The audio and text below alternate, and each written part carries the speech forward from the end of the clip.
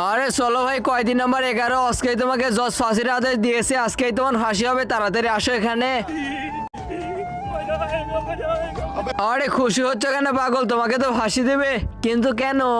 যাকে তুমি ছাদ থেকে ধাক্কাতে ফেলে দিয়েছো ওইটার কারণে তোমাকে আজকে ফাঁসি দিয়ে সাজা দিবে।